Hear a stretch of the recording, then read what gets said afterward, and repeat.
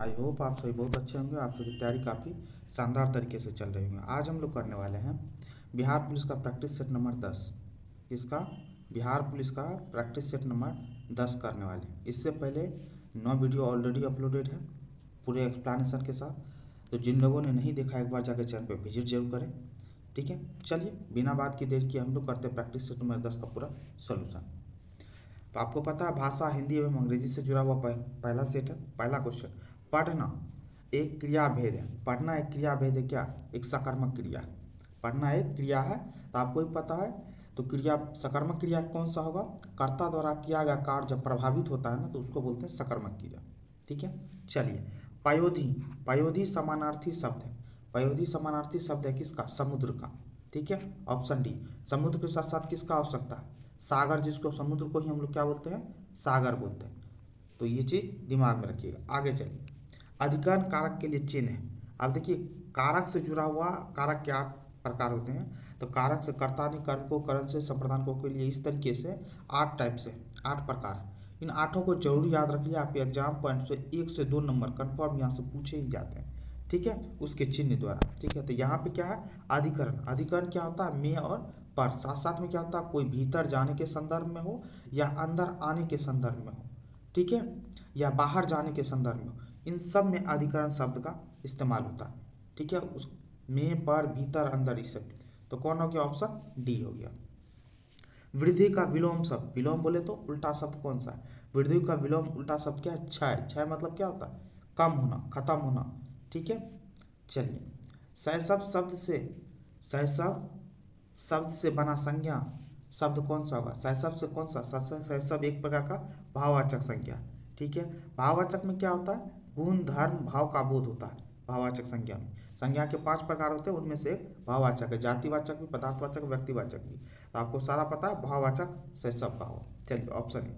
संस्कृत में जो शब्द मूल रूप से हिंदी में प्रयोग किए जाते हुए कहलाते हैं, इसको हम बहुत बार आपको बता चुके हैं। जो मूल रूप में प्रयोग किए जाते हैं मतलब संस्कृत का शब्द ज्यों का त्यों उपयोग में ले लाया जाता है, उपयोग में लाया जाता है, उसको बोलते हैं तत्शब्द। यदि संस्कृत का कोई शब्द उपयोग में हिंदी में लाया जाता है लेकिन उसमें कुछ परिवर्तन के साथ, ठीक है, तो उसको क्या बोलते हैं? तद्भव बोलते हैं। ठीक है, बाकी देशज और विदेशज होता है। आगत, इसको विदेशज भी बोल सकते हैं।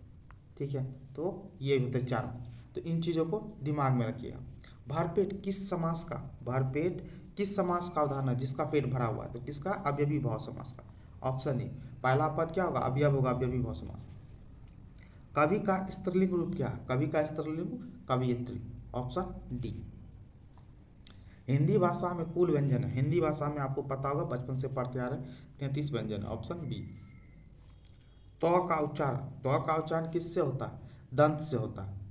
त्व का उच्चारण दंत से होता है। Option D. चलिए, fill in the blanks with suitable. I am averse to dash, I am averse to drinking. Option D. चलिए, fill in the blanks by with the right homophones. The dash of the cats are sharp, the dash of the cats are paws. Option B. अब देखिए, suitable adjectives बोल रहा है बनने के लिए। Affection का, अफेक्शन का सुटेबल एडजेक्टिव क्या होगा? तो क्या होगा? Affectionate. Option B. Fill in the blanks with the right principal.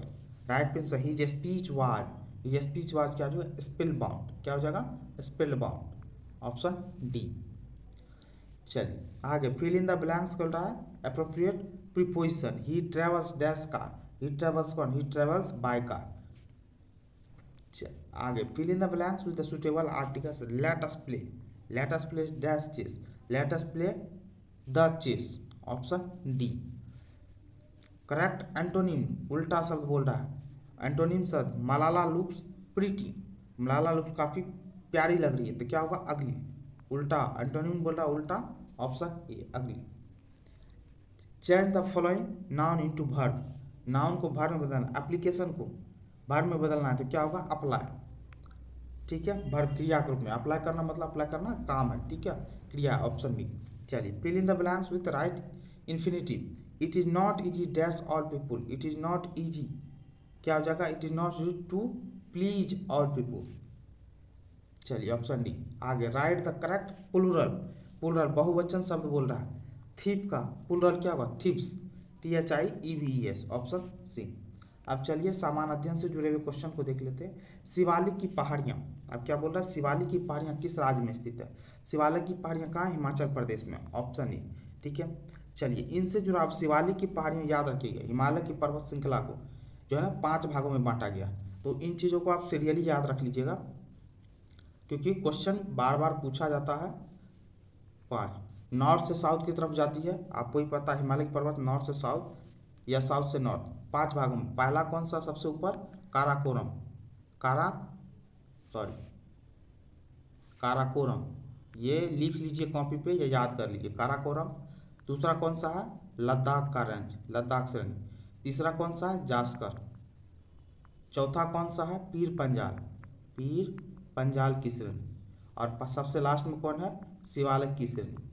अब याद रखिए शिवालिक की श्रेणी से मैदानी भाग स्टार्ट हो जाती है, ठीक है। और सबसे दक्षिण का भाग है ये कौन सा? शिवालिक की श्रेणी। ये क्वेश्चन बार बार आता है। सबसे ऊपर का कौन सा है? काराकोरम है। तो इन चीज़ों को याद रखिए, ठीक है। चलिए आगे देखते हैं। पंजाब में भूमि अपरदन का मुख्य कारण क्या है? पंजाब में भूमि अपरदन का मुख्य कारण होता है क्या? अधिक सिंचाई करना, ऑप्शन सी। आगे देखते हैं। संयुक्त राष्ट्र सुरक्षा परिषद के अस्थायी सदस्य कौन सा? बोल रहा है अस्थायी सदस्य देशों का नाम। अस्थायी सदस्य देशों का नाम क्या है? संयुक्त राज्य अमेरिका, रूस, यूके, फ्रांस और चीन। ये 5 अस्थायी सदस्य हैं, ठीक है, जिनके बारे में ऑलरेडी आपको जान गए। लेकिन साथ याद रखिए 10 अस्थायी सदस्य भी होते हैं, ठीक है, और ये 2 साल के लिए आते हैं, ठीक है, प्रत्येक 2 साल के लिए चुने जाते हैं। तो इन चीज़ों को भी दिमाग में रखना है। चलिए GST लागू करने वाला पहला राज्य कौन है? अब GST लागू करने वाला पहला राज्य कौन सा था? तो आसाम था, ऑप्शन सी। अब GST से जुड़ा हुआ क्वेश्चन बार बार पूछता है, ठीक है। तो याद के GST लागू कब हुआ था भारत में? तो 1 जुलाई को, 1 जुलाई 2017 में लागू हुआ था। बोलता है कौन सा संविधान द्वारा, पूछ लेता है। तो 101 में संविधान संशोधन द्वारा लागू किया गया। इतनी बात तो याद रखना। और 4 प्रकार के टैक्स लगाए जाते हैं GST, 4 प्रकार की दरें, ठीक है। कौन कौन सा? 5% लगती है, 12% लगती है, 18% लगता है और 28% लगता है। ये 4 प्रकार की दरें हैं, क्वेश्चन पूछ लेता है। तो इन चीज़ों को दिमाग में रखना है, ठीक है। और ये तो आप पूरी दुनिया में सबसे पहले GST कौन लगाया था? तो फ्रांस पूरी दुनिया का पहला देश है जो GST लागू करने वाला देश है, ठीक है। चलिए आगे देखते हैं। भारत की सबसे पुरानी पर्वत श्रृंखला कौन है? भारत की सबसे पुरानी पर्वत श्रृंखला तो कौन सी? अरावली है, ऑप्शन बी। और कभी कभी क्वेश्चन पूछ लेता है कि अरावली जो है ना किस किस राज्य में इसका शाखा, किस किस राज्य तक फैला हुआ है? तो याद रखिए गुजरात में भी इसका जगह, राजस्थान में भी फैला हुआ है, गुजरात, राजस्थान, हरियाणा में, और कौन सा? दिल्ली के भी कुछ पार्टों में फैला हुआ है। तो याद रखिए क्वेश्चन पूछ लेता है कभी कभी। अब क्वेश्चन है दास कैपिटल पुस्तक के लेखक कौन है? बहुत फेमस पुस्तक है दास कैपिटल, कार्ल मार्क्स के द्वारा, ऑप्शन बी, ठीक है। ये रूसो भी बहुत बड़े फेमस राइटर है, ठीक है। इसकी पुस्तक है द सोशल कॉन्ट्रैक्ट, लिख देते हैं द सोशल कॉन्ट्रैक्ट, ठीक है।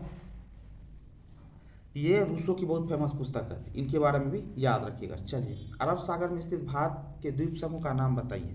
अरब सागर में स्थित, अब आपको ही पता है भारत का ये प्रायद्वीपीय भारत नीचे में, इधर बंगाल की खाड़ी है, इधर कौन सी है? अरब सागर।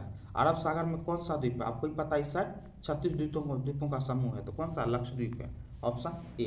इधर अंडमान निकोबार है, किस कहाँ पे? बंगाल की खाड़ी में। तो इन चीज़ों को भी याद रखना।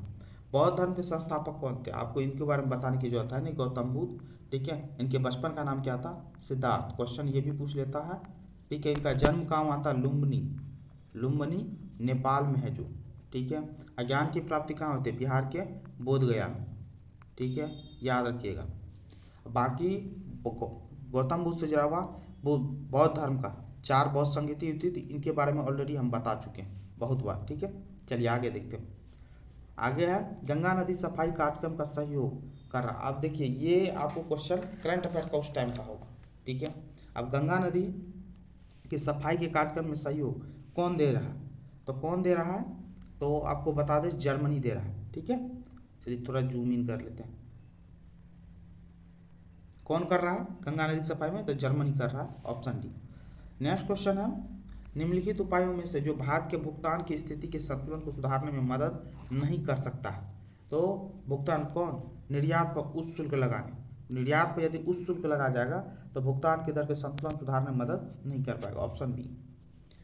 ब्रिटिश शासन के दौरान भारतीय हस्तलिपियों का क्षय का मुख्य कारण था। हस्तलिपि मतलब हाथ से जो भी कारीगरी करता था, तो वो क्षय मतलब बर्बाद होने का मुख्य कारण क्या था?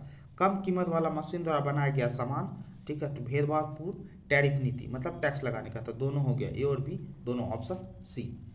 हिंदी साहित्य का सबसे प्रसिद्ध उपन्यासकार किसको माना जाता है? आप देखिए, हिंदी साहित्य का प्रसिद्ध उपन्यासकार बोल रहा है तो मुंशी प्रेमचंद्र को माना जाता है।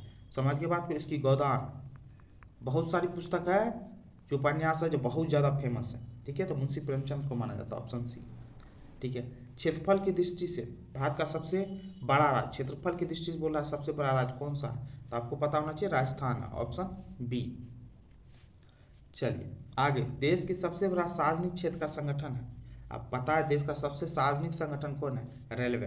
सबसे ज़्यादा वैकेंसी भी इसी में होती है, मतलब वैकेंसी एक तरीके से बोलिए तो जॉब सबसे ज़्यादा करने वाले लोग भारत में सब रेलवे में ही। चलिए आगे, वैश्वीकरण से क्या तात्पर्य? अब वैश्वीकरण से आप समझते क्या है? वैश्वीकरण का मतलब क्या होता है? तो क्या होता है? अपनी अर्थव्यवस्था और विश्व की अर्थव्यवस्था में सामंजस्य स्थापित करना। सामंजस्य स्थापित मतलब बैलेंस स्थापित करना, ऑप्शन ए।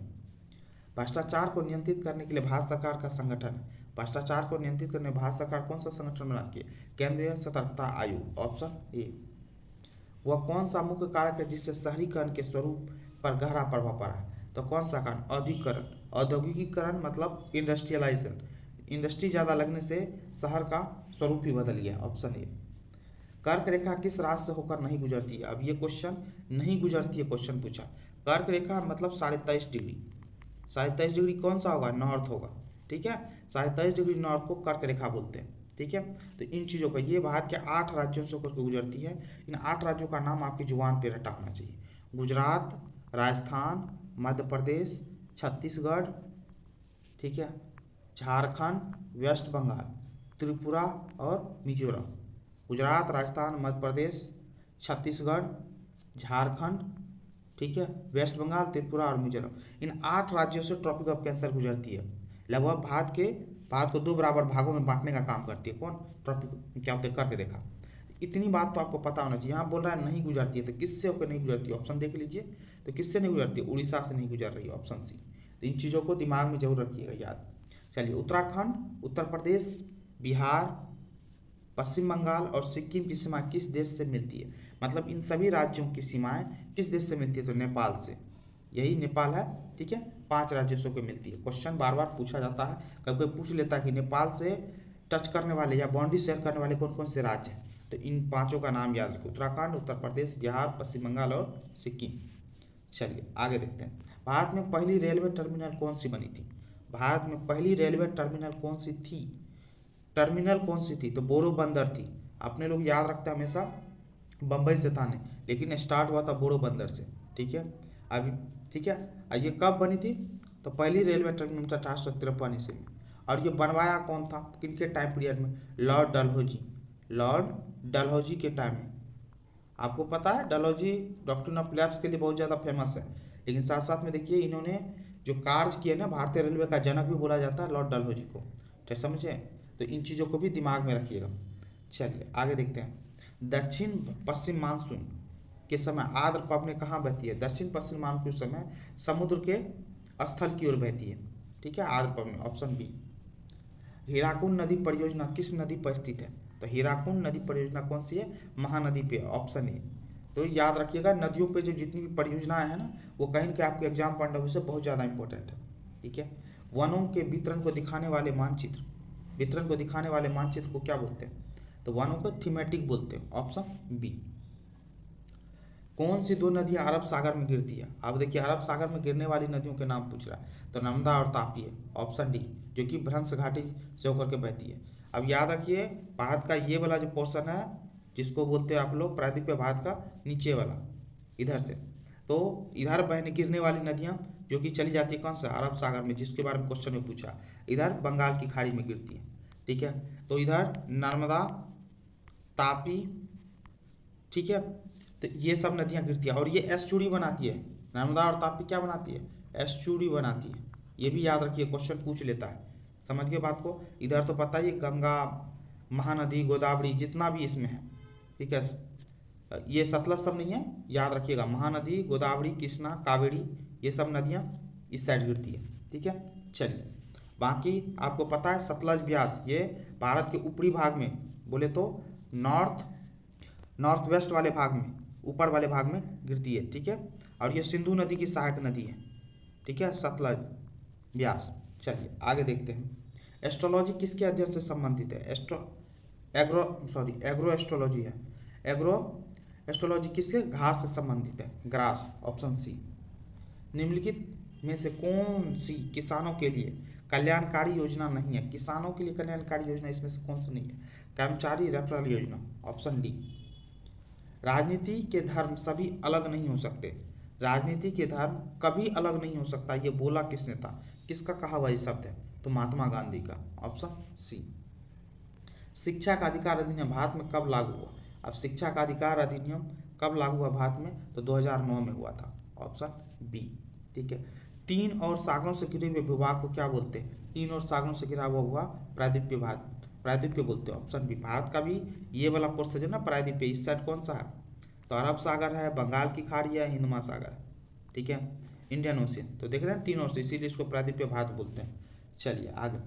लोकतंत्र का सबसे बुनियादी परिणाम क्या है? लोकतंत्र का सबसे बुनियादी परिणाम क्या होता है? नागरिकों के प्रति जवाबदेही होती है, ठीक है। लोकतंत्र का मतलब ही यही होता है, ऑप्शन सी। भारतीय अर्थव्यवस्था में परिवहन का मुख्य साधन, भारतीय अर्थव्यवस्था में परिवहन का मुख्य साधन क्या? रोडवेज। परिवहन अपने यहाँ रोडवेज से सबसे ज़्यादा होता है, ऑप्शन डी, ठीक है। चलिए किसान कॉल सेंटर कब बनाया गया? किसान के लिए कॉल सेंटर बनाया गया कब? जनवरी 2004 में, ऑप्शन डी। भारत का सबसे ज़्यादा रबर उत्पादन करने वाला, सबसे ज़्यादा रबर उत्पादन करने वाला राज्य कौन सा? तो कौन है? केरल, ऑप्शन डी, ठीक है, याद रखिएगा। चलिए आगे। बहुउद्देशीय नदी परियोजना, बहुउद्देशीय नदी परियोजनाएं आधुनिक भारत का मंदिर है, किस नेता द्वारा यह तुलना की गई? तो उस समय जवाहरलाल नेहरू के द्वारा बोला गया था आज़ादी के बाद, ठीक है, ऑप्शन सी।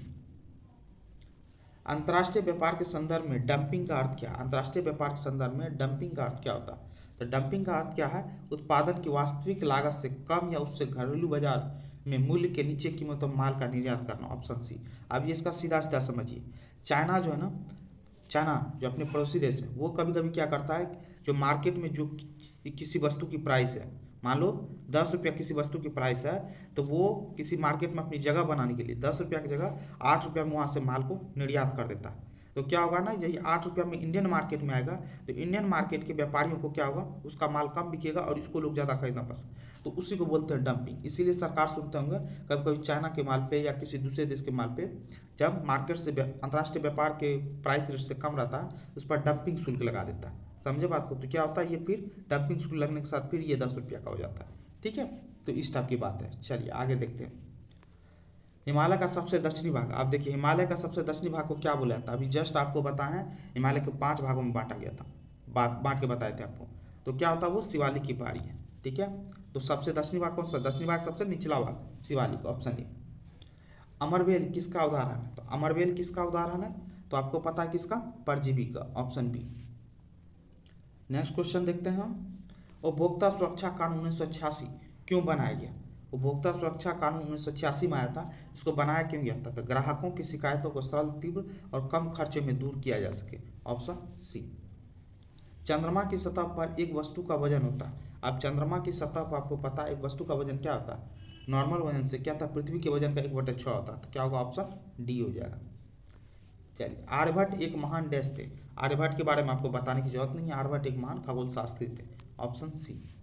अब चलिए सामान्य विज्ञान से जुड़ा हुआ क्वेश्चन है। विद्युत प्रतिरोध को मापने के लिए इकाई है। विद्युत प्रतिरोध को मापने के लिए ओम से नापते हैं, ठीक है।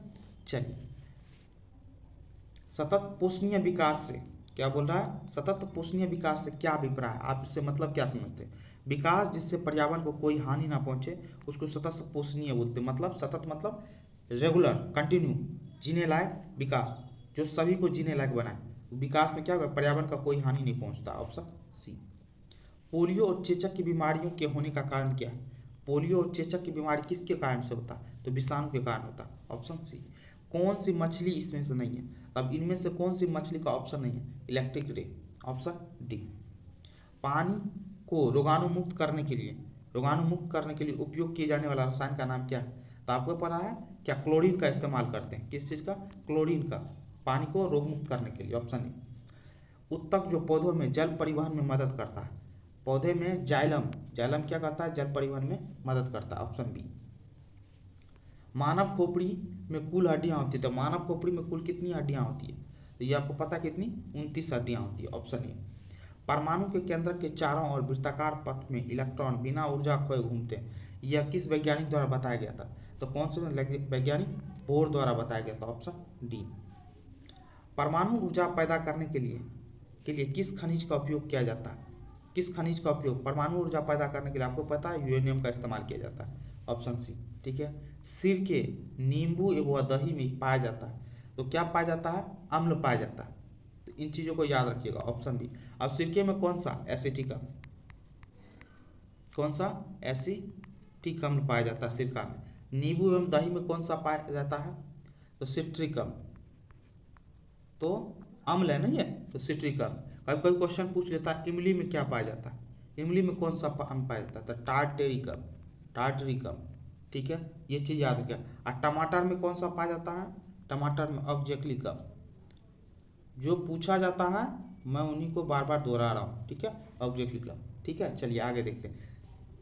एक आदर्श ईंधन वह है, एक आदर्श ईंधन कौन सा ईंधन होता है, तो आदर्श ईंधन क्या होता है, सस्ता होना चाहिए, जो सभी कोई खरीद सके, कम प्रदूषण, धुआं पॉल्यूशन बहुत कम करे, उसमें ऊर्जा बहुत ज़्यादा होनी चाहिए, तो वो क्या हो गया, आदर्श ईंधन, तो ऑप्शन डी उपयुक्त सभी।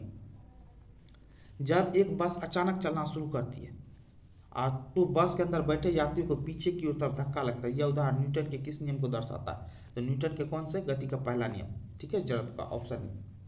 चलिए, दो निकाय के बीच गुरुत्वाकर्षण बल है, दो निकायों के बीच गुरुत्वाकर्षण बल क्या होता है, हमेशा आकर्षक बल होता है, ऑप्शन बी।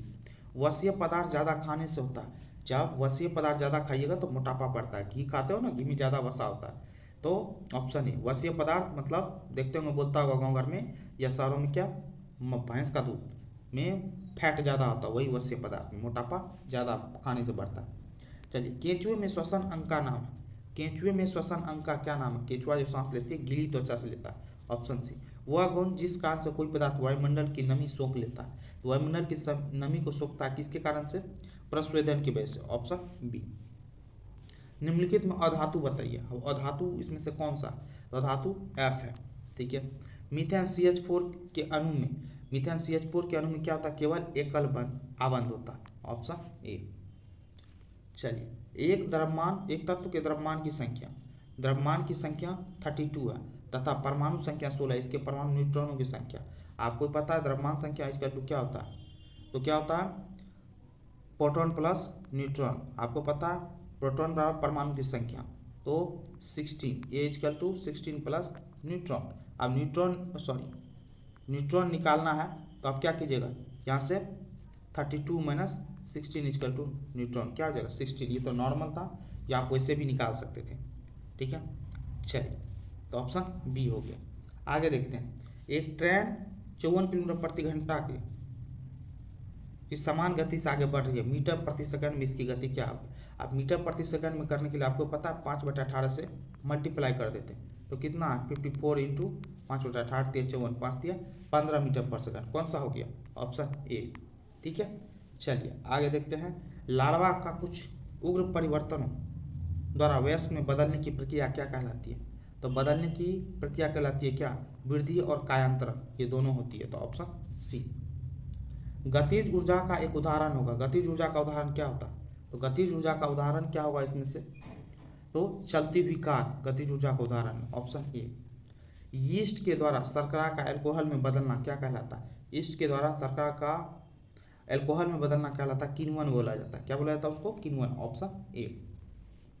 इनमें से कौन सी मौलिक इकाई नहीं है, क्वेश्चन क्या बोल रहा है, मौलिक इकाई नहीं है, तो मौलिक इकाई इसमें से कौन सा नहीं, क्यूबिक मीटर, ऑप्शन डी। चलिए, कौन सा बायोमास ऊर्जा का उदाहरण है, तो बायोमास ऊर्जा का उदाहरण इसमें से कौन सा नहीं है, परमाणु ऊर्जा, ठीक है, परमाणु ऊर्जा ये बायोमास का उदाहरण नहीं है, ऑप्शन सी। निम्नलिखित में से कौन सही कथन को ढूंढिए, सही कथन इसमें से कौन सा है वो ढूंढना, तो सही कथन, तो क्या कौन सा नहीं है, तो चीनी पानी में घुलनशील, सही कथन ढूंढिए, सही कथन मतलब जो सही है, चीनी पानी में घुलनशील है, चीनी पानी में घुल जाता है, एकदम सही बात है, ऑप्शन सी, इसीलिए तो शरबत बना के पीते हो। KWH kilo watt hour dash की इकाई है, तो किसकी इकाई है? ऊर्जा की, ऑप्शन डी। आगे देखते हैं, पौधे प्रकाश संश्लेषण में कौन सी गैस छोड़ते हैं? प्रकाश संश्लेषण में कौन सी गैस छोड़ता है पौधा? तो ऑक्सीजन छोड़ता है, ऑप्शन डी। अब देखिए समीकरण v equal to u plus a t जानकारी देता है किसका? v क्या है? वेग, वेग समय का एक कार्य, ऑप्शन ए। ठीक है, आगे देखते हैं, एक परमाणु जिनकी परमाणु संख्या 14 है तो संयोजक इलेक्ट्रॉनों की संख्या क्या होगी? संयोजक इलेक्ट्रॉनों की संख्या होगी क्या? 4 होगी। क्या होगी? 4 हो जाएगी। ठीक है, तो ये चीज़ याद रखिए। चलिए, बाकी आप समझ रहे हैं, मैथमेटिक्स का क्वेश्चन है तो ये सब मैथ का क्वेश्चन तो आप बना ही सकते हैं। ए प्लस बी का होल स्क्वायर प्लस ए माइनस बी का होल स्क्वायर क्या हुआ? 2a² plus b², option D. इस तरह का मैथ का क्वेश्चन है। मैथ के 10 क्वेश्चन होते हैं, आप प्रैक्टिस रेगुलर करते रहिए, बाकी आपका सॉल्यूशन हम तो पूरा करा ही रहे हैं। आई होप ये वीडियो आपको पसंद आया होगा। पसंद आया तो प्लीज़ करके चैनल को लाइक ज़रूर किया कीजिए। आप लाइक एंड शेयर कीजिए वीडियो को, अपने परिवार को, फैमिली को बढ़ाइए। ठीक है, बाकी आप पता ही हैं, समझदार हैं आप, अपनी फैमिली को बढ़ाना। तो बाकी आप लोग इस चीज़ को, चैनल को लाइक कीजिए, कमेंट कीजिए, शेयर कीजिए और सब्सक्राइब जरूर कर लीजिए। Thank you so much.